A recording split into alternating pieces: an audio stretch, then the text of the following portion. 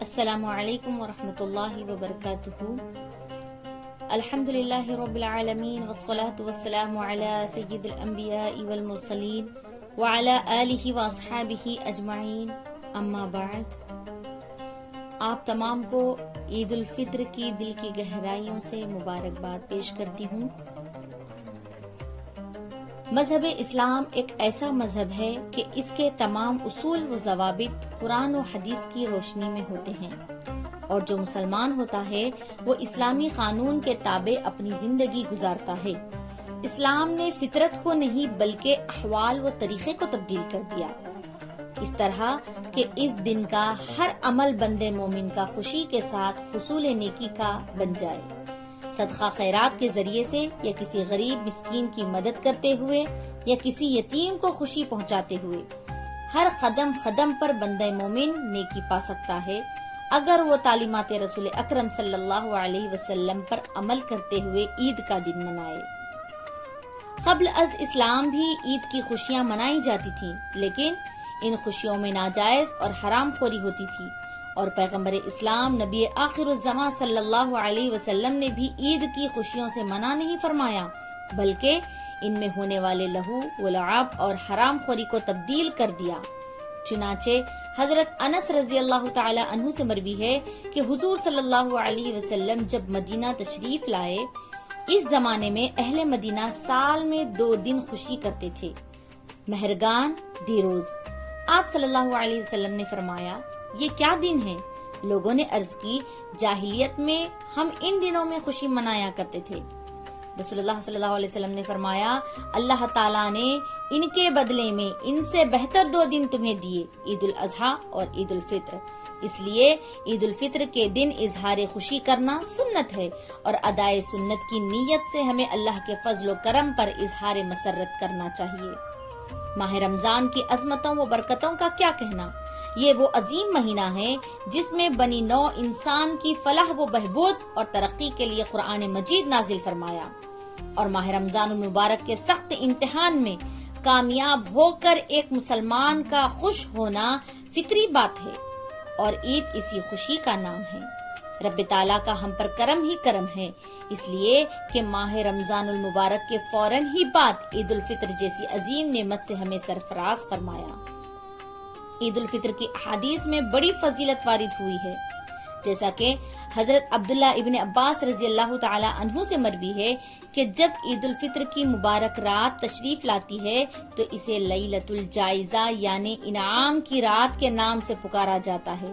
جب عید کی صبح ہوتی ہے تو اللہ اپنے معصوم فرشتوں کو تمام شہروں میں بھیجتا ہے، اور وہ فرشتے زمین پر تشریف لا کر گلیوں اور راہوں کے سروں پر کھڑے ہو جاتے ہیں، اور اس طرح ندا دیتے ہیں، اے امت محمد صلی اللہ علیہ وسلم، اس رب تعالیٰ کی بارگاہ کی طرف چلو جو بہت ہی زیادہ عطا کرنے والا اور بڑے گناہ معاف کرنے والا ہے۔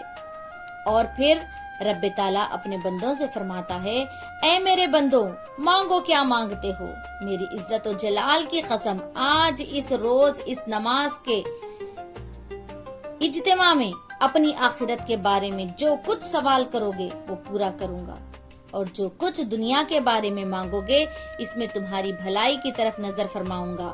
میری عزت کی قسم، جب تک تم میرا لحاظ رکھو گے میں تمہاری خطاؤں کی پردہ پوشی فرماتا رہوں گا۔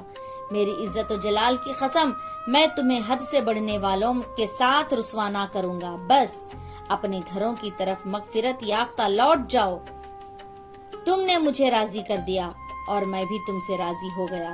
اور حضور صلی اللہ علیہ وسلم نے فرمایا، جس نے عیدین کی رات یعنی شب عید الفطر اور شب عید الاضحیٰ طلب ثواب کے لیے قیام کیا، اس دن اس کا دل نہیں مرے گا جس دن لوگوں کے دل مر جائیں گے۔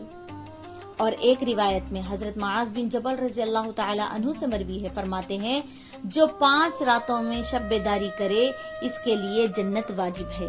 وہ 5 راتیں یہ ہیں: ذی الحجہ کی 8ویں، 9ویں اور 10ویں رات، اور عید الفطر کی رات، اور شعبان کی 15ویں رات یعنی شب برات۔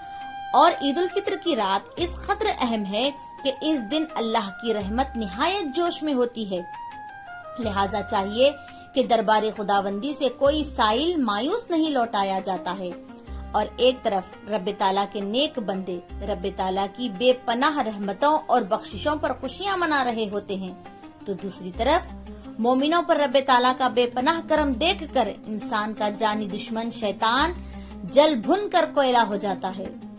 اور حضرت وہاب بن منبع رضی اللہ تعالی عنہ فرماتے ہیں، جب عید آتی ہے شیطان چلا چلا کر روتا ہے، اس کی بدحواسی دیکھ کر تمام شیاطین اس کے گرد جمع ہو کر پوچھتے ہیں، اے آقا آپ کیوں غضبناک اور رنجیدہ ہیں؟ وہ کہتا ہے کہ ہائے افسوس، رب تعالیٰ نے آج کے دن امت محمدیہ صلی اللہ علیہ وسلم کو بخش دیا، لہٰذا تم انہیں لذتوں اور نفسانی خواہشات میں مشغول کر دو۔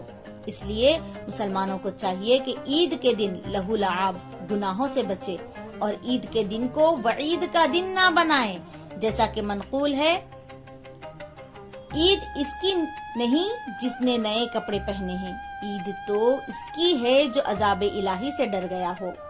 چنانچہ ایک مرتبہ عید کے دن حضرت عمر رضی اللہ تعالی عنہ اپنے بیٹے کو پرانی قمیص پہنے دیکھا تو رو پڑے۔ بیٹے نے عرض کیا، ابا جان آپ کس لیے رو رہے ہیں؟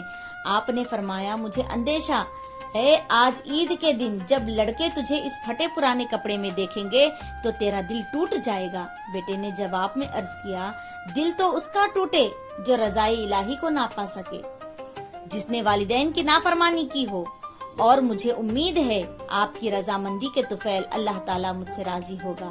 یہ سن کر حضرت عمر فاروق رضی اللہ تعالیٰ عنہ رو پڑے، بیٹے کو گلے سے لگایا اور اس کے لیے دعا کی، یعنی عید صرف نئے کپڑے پہن لینے کا نام نہیں بلکہ رضائے خدا، رضائے مصطفیٰ صلی اللہ علیہ وسلم اور رضائے والدین کے سبب ہوتی ہے۔ اور صحابہ اکرام بھی عید کے دن اپنا محاسبہ کرتے تھے۔ چنانچہ حضرت عمر فاروق رضی اللہ تعالی عنہ عید کے دن کمرے میں بند ہو کر زارو خطار رو رہے تھے۔ لوگوں کے دریافت کرنے پر کہا کہ آج عید کے دن خوشی کے بجائے رونا کیسا؟ تو فرمایا، عید اس کی ہے جس کے نماز روزے قبول ہوئے ہوں، اور فرمایا، ھذا یوم العید وھذا یوم الوعید، یہ عید کا بھی دن ہے اور وعید کا بھی دن ہے، جس کے نماز روزے کو مردود کر کے اس کے منہ پر مار دیا گیا، اس کے لیے یہ وعید کا دن ہے۔ اور میں اس بات سے خوف کرتا ہوں کہ مجھے معلوم نہیں کہ میں مقبول ہوں یا رد کر دیا گیا ہوں۔ اور حضور صلی اللہ علیہ وسلم نے عید کے تحفے کے متعلق فرمایا، جو شخص عید کے دن 300 مرتبہ سبحان اللہ و بحمدہ پڑھے اور فوت شدہ مسلمانوں کی روح کو اس کا ثواب ہدیہ کرے تو ہر مسلمان کی قبر میں 1000 انوار داخل ہوتے ہیں، اور جب وہ پڑھنے والا خود مرے گا تو اللہ تبارک و تعالی اس کی قبر میں بھی 1000 انوار داخل فرمائے گا۔ اللہ تعالیٰ سے دعا ہے کہ پروردگار ہماری اس عید کو خیر و عافیت کے ساتھ مکمل فرمائے اور ہمیں تیرا شکر ادا کرنے والے بندے بنائے۔ آمین ثم آمین۔ مع السلام ورحمۃ اللہ وبرکاتہ۔